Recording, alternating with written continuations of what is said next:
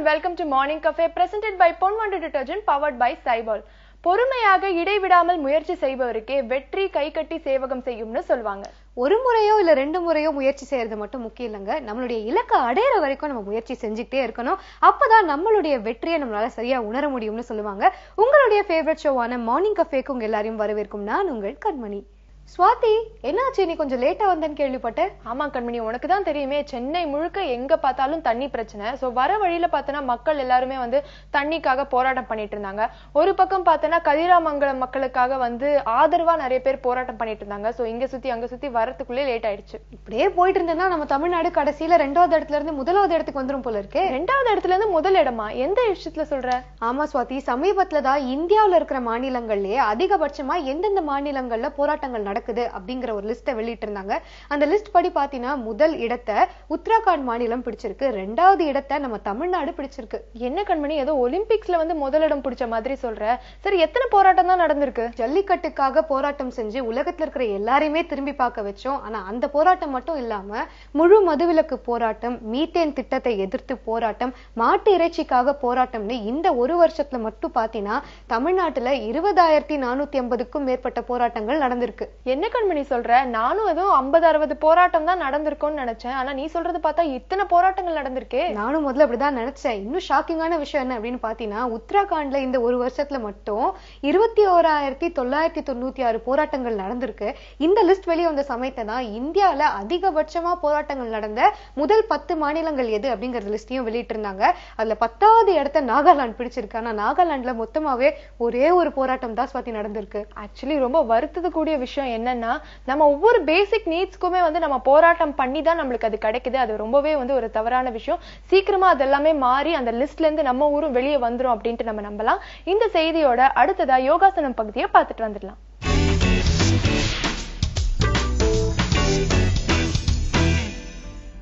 வணக்கம் நேர்களே, நான் கவிதா நாராயணன், குஷப்பாவை யோகால இருந்து. நம்ம இன்னைக்கு பார்க்க போற ஆசனா குர்மாசனா. கூர்மாசனா ஒரு அட்வான்ஸ் லெவல் ஆசனா. ஸோ அது பிகினர்ஸா நீங்க ட்ரை பண்ணும்போது பாருங்க உங்களோட ஆம்ஸ்ட்ரிங் ஸ்ட்ரெச்சா இருக்கா இல்லையான்னு. அந்த ஆம்ஸ்ட்ரிங் ஸ்ட்ரெச்சா இருக்கா இல்லையான்னு பாக்குறதுக்கு ஒரு வார்ம் அப் இருக்கு.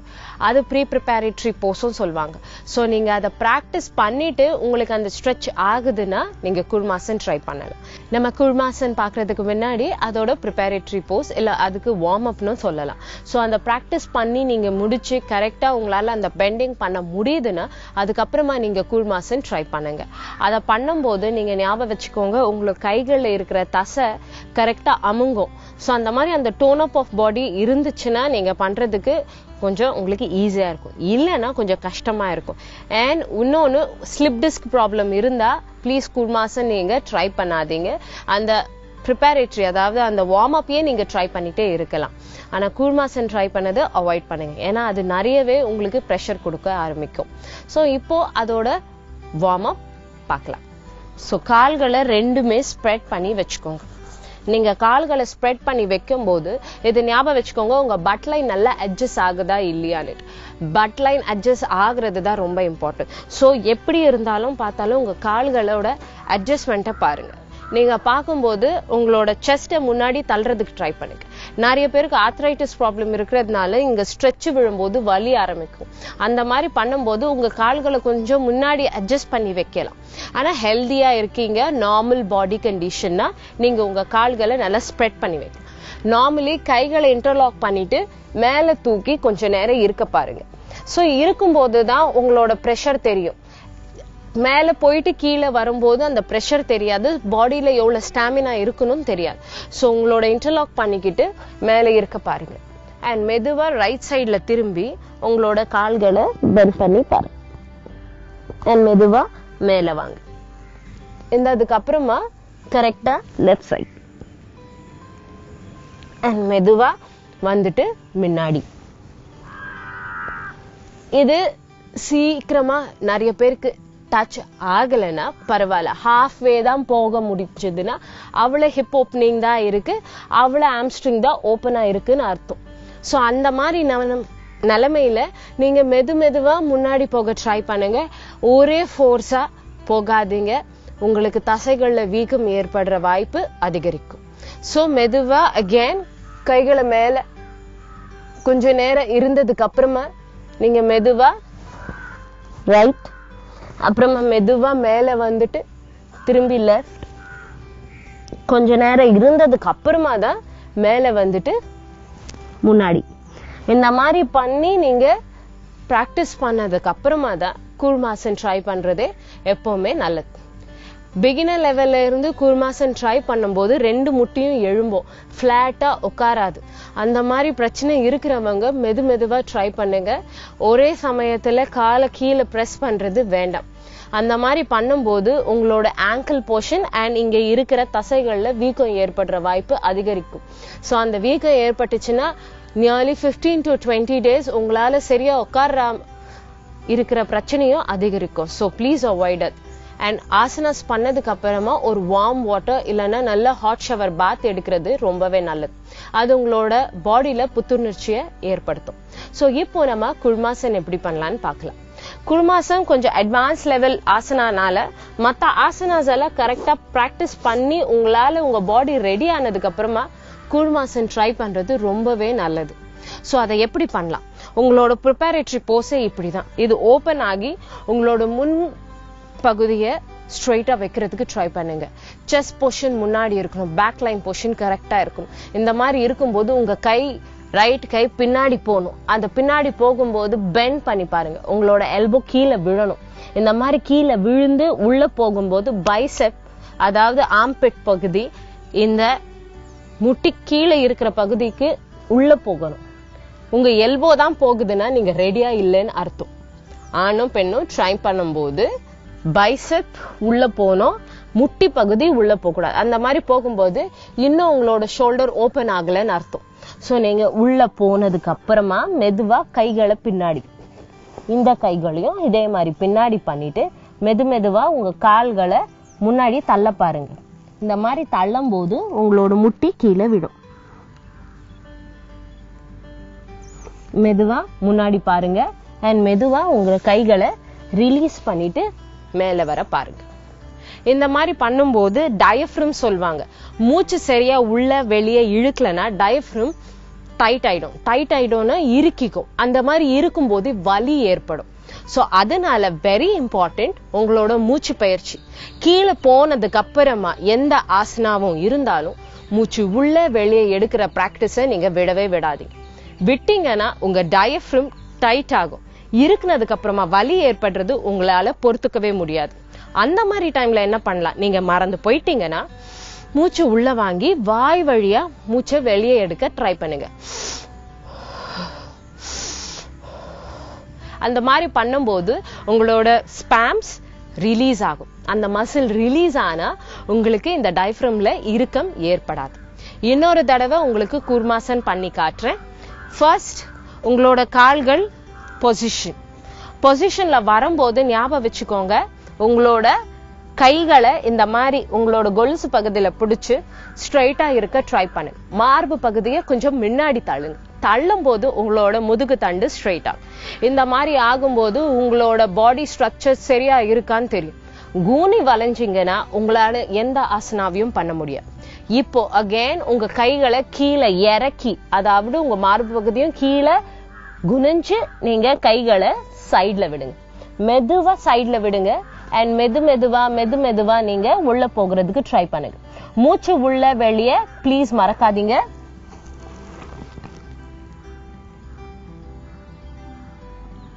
அண்ட் மெதுவா மேல எடுத்து பார்த்துட்டு உங்க கைகளை மெதுவா நீங்க ரிலீஸ் பண்ணிட்டு மெதுவா நீங்க எழுந்துக்கோங்க அண்ட் வரலாம். இந்த மாதிரி பிராக்டிஸ் பண்ணும்போது உங்களோட மூச்சு 5 நிமிஷம் 3 நிமிஷம் பிராக்டிஸ் பண்ணலாம். ஸோ நிறைய டைம் ஃபர்ஸ்ட் பிகினர்ஸா நீங்க குர்மாசன் ட்ரை பண்ணிட்டு இருந்தீங்கன்னா 30 செகண்ட்ஸ் அவ்வளவுதான். 5 செகண்ட்ஸ் 10 செகண்ட்ஸ் அண்ட் 30 செகண்ட்ஸ் கிட்ட டெய்லி நீங்க பிராக்டிஸ் பண்ணணும். அது முடிஞ்சதுக்கு அப்புறமா 1 minute to 2 minutes நீங்க டெய்லி குர்மாசன் ட்ரை பண்ணும்போது உங்களோட பாடி லூசன் அப் ஆகும், ஃபிளெக்சிபிலிட்டி அதிகரிக்கும். இந்த மாதிரி ஃபிளெக்சிபிலிட்டி அதிகரிக்கும் போது நீங்க எந்த ஆசனா பண்ணாலும் வீக்கமோ உங்களுக்கு ஷூட் அவுட் பெயின்ஸ்ன்னு சொல்லுவாங்க, அந்த மாதிரி பிரச்சனை எப்பவுமே வராது. பசங்க சின்ன குழந்தைங்களுக்கு இது ஈஸியா வரும். அவங்களோட முதுகு தண்டு ஸ்ட்ரென்த் பண்றதுக்கும் அவங்களோட கால்கள்ல எனர்ஜி அதிகரிக்கிறதுக்கும் குர்மாசன் ரொம்பவே ஹெல்ப்ஃபுல்லா இருக்கும். இன்னைக்கு நீங்க குழுமாசன் பாத்தீங்க. நாளைக்கு இன்னொரு ஆசனாவோட நான் உங்களை சந்திக்கிறேன். வணக்கம்.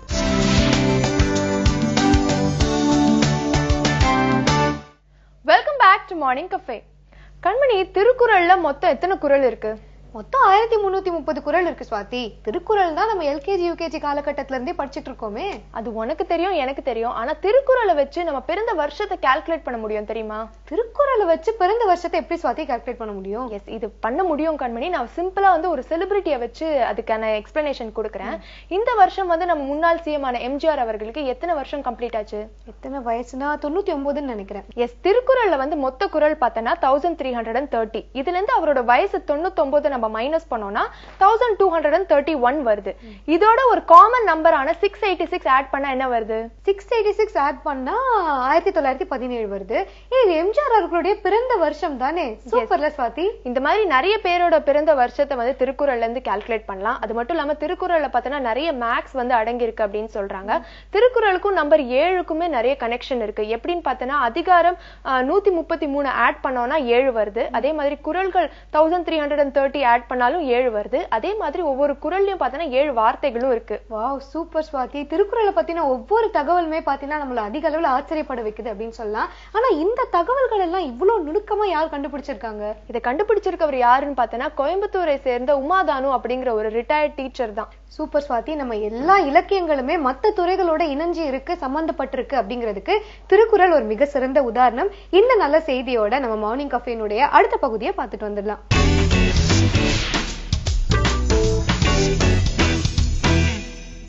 Good morning. இன்றைக்கி நம்ம பேச போகிற டாபிக் ரொம்ப இன்ட்ரெஸ்டிங்கான ஒரு டாபிக்ங்க. அண்ட் ரொம்ப வந்து காமனாக கன்ஃபியூஸ் ஆகிற ஒரு டாபிக் கூட, மரு. இப்போ நம்ம வந்து தமிழில் வந்து நிறைய பேஷண்ட்ஸ் வந்து மரு அப்படின்னு சொல்லும்போது ரெண்டு வேறு கண்டிஷனை கன்ஃபியூஸ் பண்ணி ரெண்டுத்தையுமே மருன்னு தான் சொல்லுவாங்க. ஒன்று என்னன்னு பார்த்தீங்கன்னா ஸ்கின் டேக் அப்படின்னு சொல்கிறது. இந்த ஸ்கின் டேகுங்கிறது தோல்லேருந்து வர எக்ஸ்ட்ரா க்ரோத், கழுத்தில் இல்லை முகத்தில் வர்றது. ரெண்டாவது பார்த்தீங்கன்னா வைரஸ்னால வர ஒரு வைரல் இன்ஃபெக்ஷன், அதை வார்ட்னு சொல்லுவோம், அதையுமே மருன்னு தான் சொல்லுவாங்க.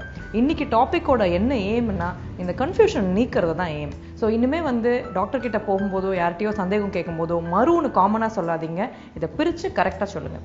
ஃபஸ்ட்டு நம்ம இப்போ பேச போகிறது வந்து ஸ்கின் டேகை பற்றி. இந்த ஸ்கின் டேக்னா என்னங்க? இதையும் மருன்னு தான் சொல்கிறோம். இது வந்து உங்களுக்கு கருப்பாக ஒரு தோலோட எக்ஸ்ட்ரா வளர்ச்சி. இது எங்கெல்லாம் வரலான்னு பார்த்தீங்கன்னா, எங்கெல்லாம் வந்து உங்களுக்கு தோல் உரசுதோ, இந்த கழுத்து பகுதிகள், இல்லை தொடை இடுக்கு, இல்லை வந்து அக்கில்ல, இல்லை ஈவன் சம்டைம்ஸ் ஃபேஸில் கூட வரதுண்டு. இது ஏன் வருது அண்ட் இது என்ன?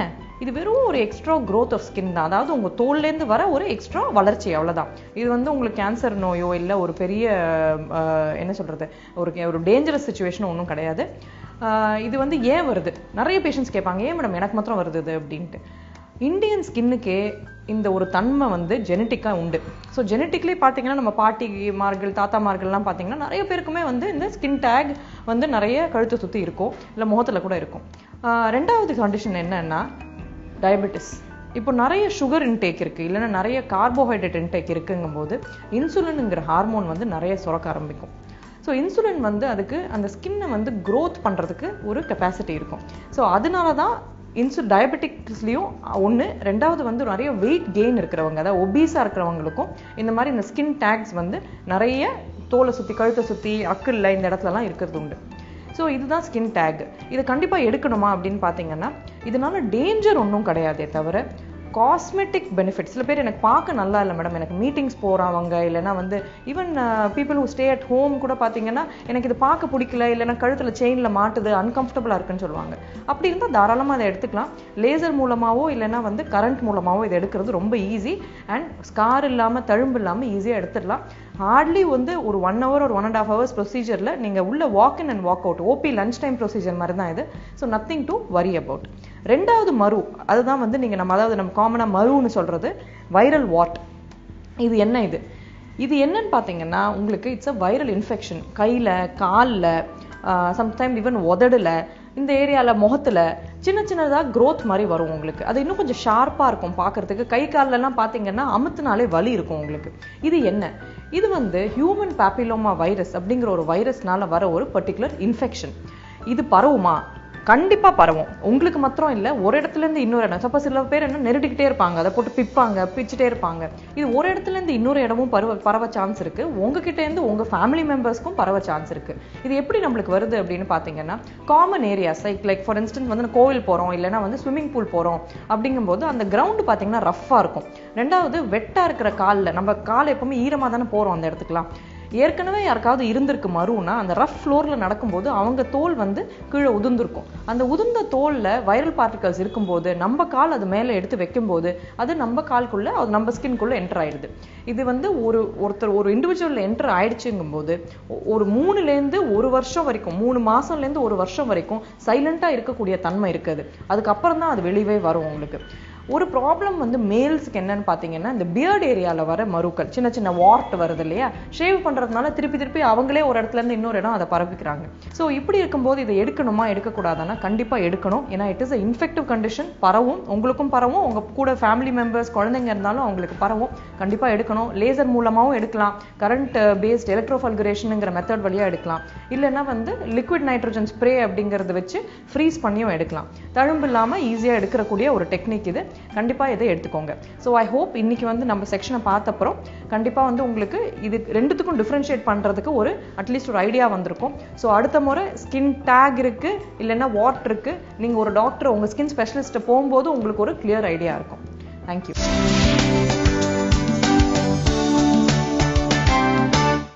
Welcome back to morning cafe. Kanmani, எனக்கு ரீசெண்டா வந்து ஒரு கோல்டு காயின் கிடைச்சிருக்கு. ஆக்சுவலா 2 months பேக் வந்து ஒரு ஸ்லோகன் கான்டெஸ்ட்ல பார்ட்டிசிபேட் பண்ணேன். அதுல வின் பண்ணதுனால கோல்டு காயின் பிரைஸா கொடுத்திருக்காங்க. சூப்பர் ஸ்வாதி. ஆனா கோல்டு காயின் கிடைச்சதுக்கே நம்ம இவ்ளோ எக்ஸைட் ஆறோம்ல. ஒருத்தவங்களுக்கு 4.5 கோடி ரூபாய் பிரைஸா கிடைச்சிருக்கு. 4.5 கோடி ரூபாய் பிரைஸாவா? யாருக்கு கிடைச்சிருக்கு? அமெரிக்கா சேர்ந்த ரோசாக்கு தான் அது கிடைச்சிருக்கு. ஆக்சுவலி அவங்க வந்து அவங்களுடைய லக்க சும்மா அப்படியே டெஸ்ட் பண்ணி பார்க்கலாம் அப்படின்னு சொல்லிட்டு என்ன பண்ணிருக்காங்க, முதல்ல ஒரு லாட்டரி டிக்கெட் வாங்கியிருக்காங்க. அந்த லாட்டரி டிக்கெட் வாங்கி ஒரு 2-3 நாள்லயே என்ன பண்ணிருக்காங்க, இன்னொரு லாட்டரி டிக்கெட்டும் வாங்கியிருக்காங்க. இந்த 2 லாட்டரி டிக்கெட்டோட மொத்த விலை எவ்வளவு அப்படின்னு பாத்தீங்கன்னா வெறும் $5 தான். சோ அப்ப மொத்த லக்கும் வந்து அவங்களுக்கு லாட்டரி டிக்கெட்லயே அடிச்சிருச்சுன்னு சொல்லு. ஆமா ஸ்வாதி, அவங்களுடைய முதல் லாட்டரி டிக்கெட்டுக்கு $5,55,000 கிடைச்சிருக்கு.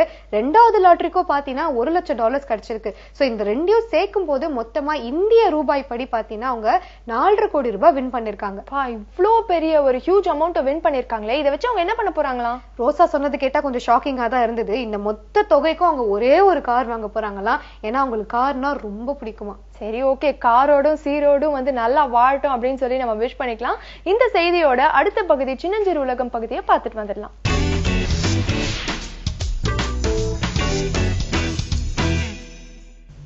வணக்கம் நேயர்களே. இன்னைக்கு நான் எடுத்திருக்கிற டாபிக் பார்த்தீங்க அப்படின்னா, நிறைய பேரண்ட்ஸ் ரொம்ப காமனாக ஃபேஸ் பண்ணுறது, என் குழந்தை எப்போவுமே ரொம்ப பயந்துக்கிறாங்க, இருட்டில் போகிறதுக்கு பயப்படுறான், அங்கே ஏதோ பூச்சாண்டி இருக்குது, பேய் இருக்குது, பிசாசு இருக்குன்னு சொல்கிறான் அப்படின்ற ஒரு கம்ப்ளைண்ட். இது எங்கேருந்து ஸ்டார்ட் ஆகுது, என்ன ஆகுதுன்றதை நம்ம புரிஞ்சுக்கலாம். இதை எப்படி ஹேண்டில் பண்ணலான்றதும் புரிஞ்சுக்கலாம். ஃபர்ஸ்ட், பயம் அப்படிங்கிறது என்ன? ஃபியர் அப்படின்றது நீங்கள் எடுத்துக்கிட்டீங்க அப்படின்னா, ஒரு ரியல் இல்லைன்னா இமேஜின் த்ரெட், நிஜமாக இருக்கக்கூடியது இல்லை கற்பனையில் நானாக உருவாக்கக்கூடிய விஷயம்தான் பயம். அது த்ரெட் இருக்குன்னு நான் நினச்சிக்கிறேன், அதனால நான் வந்து அதுக்கு உண்டான ரெஸ்பான்ஸ் கொடுக்குறேன். ஸோ ஃபியர் அப்படிங்கிறது சரிப்படுத்தணும் அப்படின்னா, அது த்ரெட் இருக்கு, இதில் வந்து எனக்கு ஒரு பிரச்சனை இருக்கு அப்படின்றது நான் வந்து மைண்ட் லெவலில் நான் வந்து சேஞ்ச் பண்ணிக்கணும். மைண்ட் லெவலில் இது வந்து டேஞ்சரஸான விஷயம் இல்லை அப்படின்றத நான் வந்து கொண்டு வரணும். ஸோ இதுக்கு நம்ம எப்படி ஹேண்டில் பண்ணலாம்? ஃபர்ஸ்ட் ஆஃப் ஆல், எப்போவுமே சோர்ஸ் ஆஃப் த த்ரெட், எங்கேருந்து அந்த சைல்டு இந்த விஷயத்தை வந்து கற்றுக்குச்சு, எதனால அங்கே வந்து இருட்டை வந்து பார்த்து பயப்படுறாங்க அப்படிங்கிறத நம்ம தெரிஞ்சுக்கணும். இதில் ஃபர்ஸ்ட் நம்ம கல்ச்சர்லேயே பார்த்தீங்கன்னா, குழந்தை சாப்பிடலன்னா பூச்சாண்டி வந்து பிடிச்சிட்டு போயிடும், அதுக்கு பயங்கரமான பேரெல்லாம் சொல்லி அதுக்கு 4 கண் இருக்கும், கை இருக்கும்லாம் சொல்லிடுறோம். அப்போ அந்த குழந்தைக்கு அந்த ஏஜில் ஏற்கனவே நிறைய கற்பனை இருக்கும். அந்த கற்பனையை வச்சு அது நல்ல ஒரு உருவத்தையும் கொடுத்து வச்சிரும். அந்த ஏஜில் வந்து அவங்க நீங்கள் சொன்னதோட அதிகமாக அவங்க வந்து அதில் கற்பனை பண்ணிட்டு கொஞ்சம் பெரியவங்களான உடனே அந்த விஷயம் அங்கே இருக்கு அப்படிங்கிறது அவங்க வந்து நினைச்சுப்பாங்க. ஸோ அதனால ஃபர்ஸ்ட் விஷயம், நீங்களுமே வந்து இந்த மாதிரி பயங்கரமான த்ரெட்டு கொடுக்கறது கொஞ்சம் அவாய்ட் பண்ணிக்கிங்க. ரெண்டாவது, நிறைய குழந்தைங்க வந்து இப்போ இந்த பேய் படம் பார்க்கறதெல்லாம் அவங்களுக்கு வந்து ஹேபிட் ஆயிடுச்சு.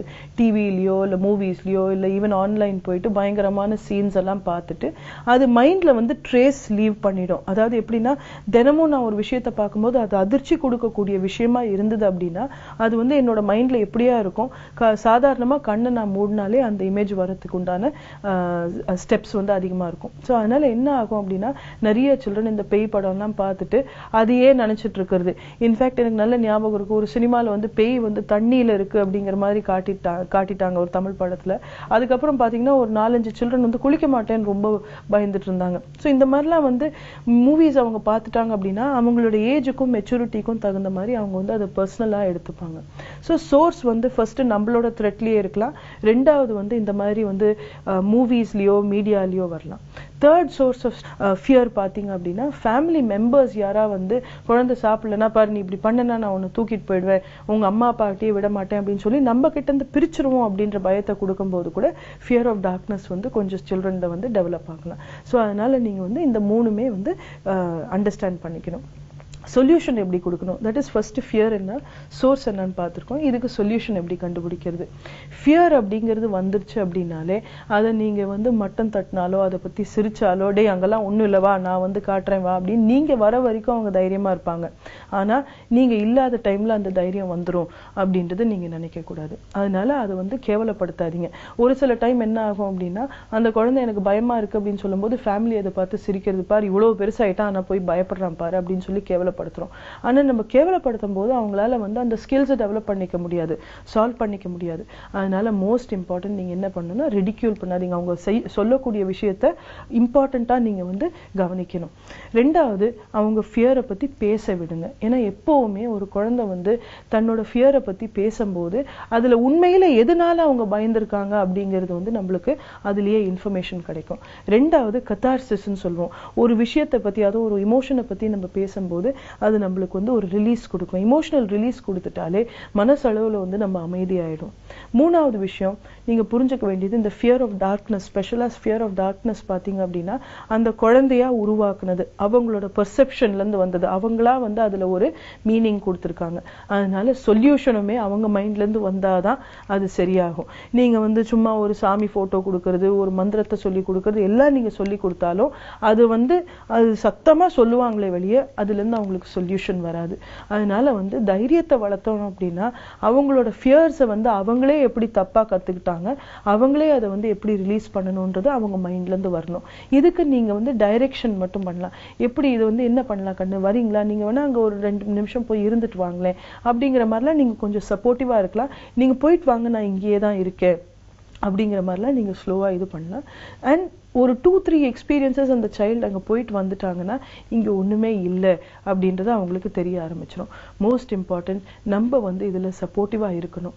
அண்ட் இதுல ரொம்ப டேஞ்சரஸான ஒரு விஷயம், ஃபேமிலியில வந்து யாரா ஃபியர் ரொம்ப காட்டுறாங்க அப்படின்னா சில்ட்ரன் அந்த ஹேபிட்டை வந்து நிறைய பிக்கப் பண்ணிக்கலாம். இது வந்து மாடல்டு ஃபியர்னு சொல்லுவோம், இல்ல மாடல்டு பிஹேவியர்னு சொல்லுவோம். அதாவது ஒரு தாத்தாவோ பாட்டியோ ரொம்ப பயந்த சுபாவம் இருக்கு, இல்லை இவங்க அப்பாவே அந்த மாதிரி இருந்தது அப்படின்னா அந்த சைல்டுமே அந்த ஃபியரை உடனே பிக்கப் பண்ணிப்பாங்க. அந்த மாதிரி ஒரு சிச்சுவேஷன் அடல்ட் சைட்ல சேஞ்சஸ் கொண்டு வந்தா சைல்ட் சைட்ல தானாவே சேஞ்சஸ் வந்துரும். ஸோ சோர்ஸ் ஆஃப் ஃபியர் எங்க இருந்து அந்த பயம் வருதுன்றது ஃபர்ஸ்ட் புரிஞ்சுக்கணும். ரெண்டாவது சைல்டு அது பேச விடுங்க, அவங்களோட சைட்ல இருந்தே அந்த சொல்யூஷன்ஸை கொண்டு வாங்க. அண்ட் மாடல் லெவல்ல நம்ம வந்து பாசிட்டிவா வந்து ஃபியரை ஓவர் கம் பண்றது காட்டணும் அப்படின்னாலே சைல்டுக்கு டிஃபரன்சஸ் கண்டிப்பா தெரியும். மீண்டும் நாளைக்கு சந்திக்கலாம்.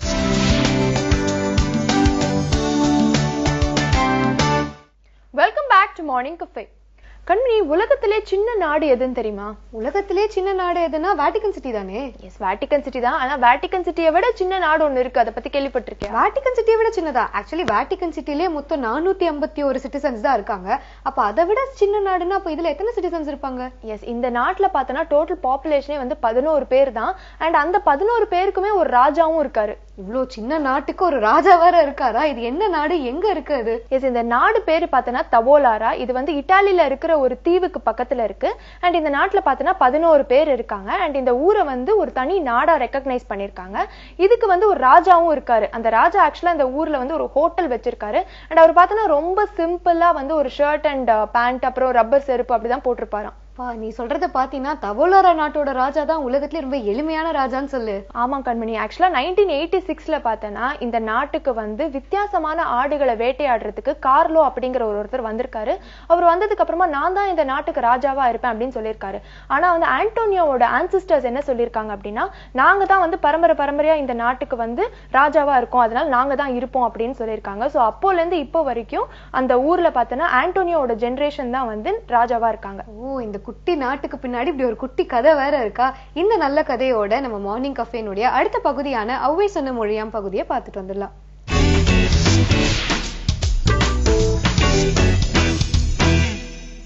வணக்கம். ஔவை சொன்ன மொழியாம் நிகழ்ச்சியில் இன்றைக்கு நம்ம மூதுரையிலிருந்து ஒரு செய்யுள் பார்க்க போகிறோம். மூதுரையில் மொத்தம் 4 வரிகள் இருக்கு, நமக்கு தெரியும். இன்ஃபேக்ட் அதில் பார்க்க போனீங்கன்னா 3.25 அடி தான் இருக்குது. ஆனால் 4வது வரி முழுசாக இருக்காது, 3/4 அடி தான் இருக்கும். அதனால தான் சொல்லுவாங்க திருக்குறள்ங்கிறது 1.25 அடி, மூதுரைங்கிறது 3.25 அடி அப்படிங்கிறது ரொம்பவும் பாப்புலராக சொல்லக்கூடிய விஷயம். 1.25 அடி அப்படின்னா திருக்குறளை குறிக்கும், 3.25 அடினா மூதுரையை குறிக்கும். இப்போ இந்த மூதுரையில் வரக்கூடிய செய்யுட்களில் இப்போ நம்ம பார்க்க போகிறது 16வது செய்யுள் பார்க்க போகிறோம். நம்ம ஏற்கனவே பார்த்துருக்கோம் மூதுரையில் மொத்தம் 30 செய்யுட்கள் இருக்குது. இந்த 16வது செய்யுள் இதில் இந்த நிறைவு வரி மட்டும் அநேகமாக பல பேருக்கு தெரிஞ்சிருக்க வாய்ப்பு இருக்கு. அடிக்கடி சொல்லுவாங்க, கடைசியில் கூட அந்த 2 வரிகள் அடிக்கடி சொல்லுவாங்க. அது என்ன செய்யுள்னு பார்த்துருவோம். நல்லா, அடக்கம் உடையார் அறிவு இலர் என்று எண்ணி கடக்க கருதவும் வேண்டா. திரும்ப சொல்றேன், அடக்கம் உடையார் அறிவிலர் என்று எண்ணி கடக்க கருதவும் வேண்டா. மடைத்தலையில் ஓடுமீன் ஓட உருமீன் வருமளவும் வாடி இருக்குமாம் கொக்கு. இந்த நிறைவு 2 வரிகள் ஏற்கனவே பல பேர் அடிக்கடி சொல்லுவாங்க, ஓடு மீன் ஓட ஒரு மீன் வருமளவும் வாடி இருக்குமாம் கொக்கு அப்படின்ட்டு. ஆனால் என்ன அப்படின்னா, இது வேற ஒரு பொருளுடன் அது தொடர்பு படுத்தி பொதுவாக எல்லாரும் சொல்றது உண்டு. அது ஒன்றும் தவறான பொருள் இல்லை. ஆனால் அதை விடவும் வீரியம் மிகுந்த வேறு ஒரு பொருள் இதே செய்யுள்ளே சொல்லப்பட்டிருக்கு அப்படிங்கிறது தான் செய்தி, வேற ஒன்றுமே இல்லை. ஓடு மீன் ஓட ஒரு மீன் வருமளவும் வாடி இருக்குமாம் கொக்கு. இது இப்போ எந்த பொருளில் சொல்கிறாங்க எல்லாரும் அப்படின்னா, waiting for the most ஆப்பர்ச்சுன் time. அதுதான், அதாவது மிகவும் சாதகமான ஒரு சூழல், ஒரு காலம் வருகிற வரையில் பொறுமையுடன் காத்து கொண்டு இருக்க வேண்டும். உங்களுக்கும் சொல்லிட்டு ஒரு வாய்ப்பு வரும், ஒரு நல்ல ஒரு சந்தர்ப்பம் வரும், அது வரைக்கும் காத்துட்ருங்க. இந்த செய்தியை சொல்கிறதுக்காகத்தான் இப்படி சொல்லுவாங்க, ஓடு மீன் ஓட ஒரு மீன் வருமளவும் வாடி இருக்குமாம் கொக்கு. அது வரைக்கும் தனக்கு ஏற்ற இறை வருகிற வரையில் இந்த கொக்கு காத்து கொண்டு இருக்கும் அப்படிங்கிற மாதிரி நீங்களும் உங்களுக்கான ஒரு நல்ல வாய்ப்பு சந்தர்ப்பம் வருகிற வரையில் காத்து கொண்டு இருங்கள் அப்படிங்கிற மாதிரி ஒரு செய்யுள் தான், அப்படி வர ஒரு செய்தி தான் பொதுவாக சொல்லப்படுகிறது. ஆனால் இந்த செய்யுள் சொல்லக்கூடிய இந்த செய்தி பார்த்தீங்கன்னாக்கா ரொம்ப வீரியமிக்க ஒரு செய்தி. இப்போ முழுசாக பார்த்துடலாம். இப்போ இந்த முதல் 2 வரிகள் என்ன சொல்லுது அப்படின்னு பார்ப்போமே. அடக்கம் உடையார் அறிவிலர் என்று எண்ணி கடக்க கருதவும் வேண்டாம். ரொம்ப ஒரு காட்டமான ஒரு வரின்னு தோணுது. இது பொதுவாக ஔவையார் எந்த அளவுக்கு கோபமாலாம் சொல்லவே மாட்டாங்க. இதில் அவ்வளோ கோபமாக சொல்கிறாங்க. யார் அடங்கியிருக்காங்களோ அவங்களாம் அறிவில்லாதவங்க நினச்சிக்காதீங்க, அதுதான் அதுக்கு பொருள், வேற ஒன்றுமே இல்லை. எவ்வளோ காட்டமான வார்த்தை பாருங்களேன். அடக்கம் உடையார் அறிவு இலர் என்று எண்ணி கடக்க கருதவும் வேண்டாம். அவங்க பாவம் அடங்கி இருக்காங்க, எது சொன்னாலும் கேட்டுட்டு போறாங்கனால அவங்களுக்குலாம் அறிவு இல்லைன்னு வச்சுக்காதீங்க. எவ்வளோ ஒரு கடுமையான சொல் பாருங்க. ஔவையார் இது மாதிரி வேறு எங்கேயுமே பயன்படுத்தவே இல்லை. அந்த அளவுக்கு சொல்றாங்க. யாரெல்லாம் அடங்கி இருக்காங்களோ, ரொம்ப அடக்கத்தோடு இருக்காங்களோ, அவங்க எல்லாருமே ஏதோ அவர்களுக்கெல்லாம் ஒன்றுமே தெரியாது, அவங்கள அறிவே இல்லை அப்படி மாதிரி நினச்சிக்காதீங்க என்று எண்ணி கடக்க கருதவும் வேண்டாமாம். அப்படி நினச்சி பாஸ் பண்ணிட்டு போயிடாதீங்க. அப்படி இல்லை, அது அப்படி அவங்களை எதிர்த்து நிற்கலாம், நம்ம என்ன வேணால் சொல்லலாம், அவங்க அடங்கி தானே இருக்காங்க, அவங்களுக்கு எதுவும் அறிவு இல்லை அப்படின்னு நினச்சிக்காதீங்க அப்படின்னு ஔவையார் சொல்கிறாங்க. அப்போது எவ்வளோ ஒரு மிக கடுமையான ஒரு வாசகம் பாருங்களேன். கோபத்தின் உச்சிலேருந்து சொல்கிற மாதிரி இருக்கும் இந்த வாசகம். இப்போ பாருங்களேன், அடக்கம் உடையார் அறிவு இலர் என்று எண்ணி கடக்க கருதவும் வேண்டா.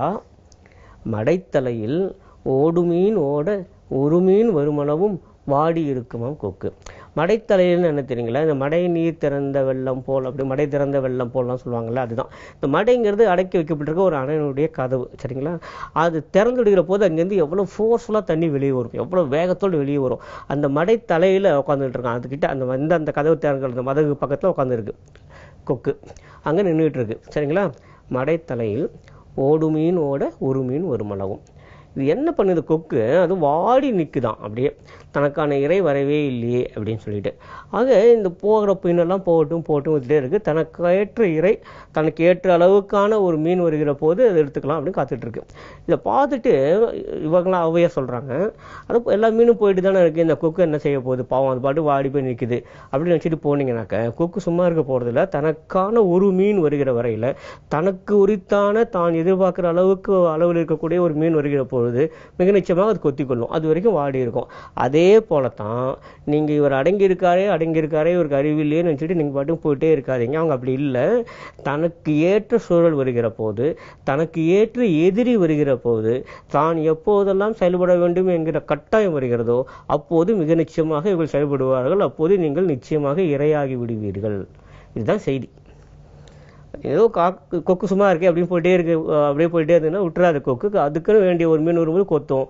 அதே மாதிரிதான் யாரெல்லாம் அடங்கி இருக்கிறார்களோ, அடக்கமுடையவர்களாக இருக்கிறார்களோ, அவர்களாம் ஏன் அடங்கி இருக்கிறார்கள் அப்படின்னா, தனக்கு ஏற்ற சூழல், தனக்கு ஏற்ற எதிரி வரவில்லைங்கிற காரணத்துக்காக கூட அடங்கி இருக்கலாம். இப்போ எவ்வளவு பெரிய செய்தி பாருங்க. அதுல இது மாதிரியான செய்தி தமிழ்ல செய்யுள்ள சிறுவர்களுக்குமே கூட சொல்லப்பட்டிருக்கு அப்படிங்கிறது தான் ஆச்சரியமான விஷயம்.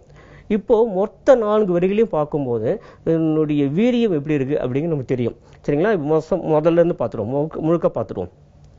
அடக்கம் உடையார் அறிவிலர் என்று எண்ணி கடக்க கருதவும் வேண்டா, மடைத்தலையில் ஓடுமீன் ஓட உருமீன் ஒருமளவும் வாடி இருக்குமாம் கொக்கு. சரி, இப்போ இந்த சமுதாயத்துக்கு என்ன செய்தி சொல்லுது, அதுதான் மிக முக்கியமான ஒரு செய்தி. ஏன்னா ஏற்கனவே பல திரைப்பட பாடல்கள்லாம் கூட வந்திருக்கு. குறிப்பாக மரதகாசி அவங்களுடைய இரவு திரைப்பாடல் வந்திருக்கு. பொதுவாக திரைப்பட பாடல்களை நம்ம மேற்கோள் காட்டுறதில்லை. அதில் கூட சொல்லியிருக்கு என்னென்னு, பயிரெல்லாம் தலை வணங்கி நிற்கிறது, ஆனால் பதர்கள்லாம் தலை நிமிர்ந்து நிற்கின்றன அப்படின்னு மருதகாசி சிறுபடை பாடலில் பாடியிருக்காங்க. அப்படியே என்ன அர்த்தம் அப்படின்னா, எதெல்லாம் பதர்களாக இருக்கின்றனோ அவையெல்லாம் தான் வெளியே வருது. அறிவு உள்ளது அடங்கி கிடக்குது வீட்டிலே, எதற்கும் ஆகாத சிலது ஆர்ப்பாட்டம் போடுது வெளியிலே அப்படின்னு எழுதியிருப்பாங்க. இதுதான் அது அர்த்தம். வேற ஒன்றுமே எங்கேருந்து வந்ததுன்னா இந்த பாடலேருந்து வந்தது தான். என்ன சொல்றாங்கன்னா, அறிவு உள்ளதெல்லாம் அடங்கி கிடக்கிறது, அறிவு இல்லாததெல்லாம் வெளியே தெரிந்து கொண்டிருக்கின்றன அப்படிங்கிற விஷயத்தை தான் மருதகாசி சொல்லியிருக்காரு. சரிங்களா? இதையே இந்த பாடல்ல ரொம்ப அழகா ஆனால் ரொம்ப கடுமையாக ஔவையார் சொல்றாங்க. அதனால் தயவு செய்து இந்த சமுதாயத்திலேயோ, வீட்டிலேயோ, பள்ளிக்கூடத்திலேயோ, அலுவலகத்திலேயோ எங்கே இருந்தாலுமே யாரெல்லாம் அடங்கி இருக்கிறார்களோ அவர்களெல்லாம் அறிவில்லாதவர்கள் என்று தயவு செய்து யாரும் நினைத்துக் கொண்டு அவர்களுடன் மோதிவிட வேண்டாம், அவர்களை கடந்து செல்ல முயற்சிக்க வேண்டாம். உண்மையில் அவர்களிடம் ஏராளமான அறிவு அமிழ்ந்து கிடக்கிறது. இது கொக்கு போல அவர்கள் காத்து கொண்டிருக்கிறார்கள். சரியான சூழல் பார்த்து, சரியான நபர் பார்த்து தன்னுடைய இரையை எடுத்துக்கொள்ள அவர்கள் தயாராக இருக்கிறார்கள் என்று மட்டும் மனசு வச்சுப்போம். நிறைவாக இந்த 4 வரிகளை மீண்டும் ஒரு முறை பார்த்து விடுவோம். அடக்கம் உடையார் அறிவிலர் என்று எண்ணி கடக்க கருதவும் வேண்டாம், மடைத்தலையில் ஓடு மீன் ஓட ஒரு மீன் ஒருமளவும் வாடி இருக்குமா கொக்கு. மீண்டும் சந்திப்போம். நன்றி, வணக்கம். இன்னைக்கு நம்ம மார்னிங் கஃபேல வழக்கம் போல பல சுவாரஸ்யமான பகுதிகள் மற்றும் தகவல்களை பார்த்தோம். அது எல்லாமே பார்த்து நீங்க எல்லாரும் ரசிச்சிருப்பீங்கன்னு நாங்க நம்புறோம். இதே மாதிரி அடுத்த மார்னிங் கஃபே நிகழ்ச்சியில உங்களை சந்திக்கும் வரை உங்களிடமிருந்து விடைபெறுவது ஸ்வாதிஷ்டா மற்றும் கண்மணி. இது உங்கள் morning cafe, presented by Ponvandu detergent, powered by Saibol.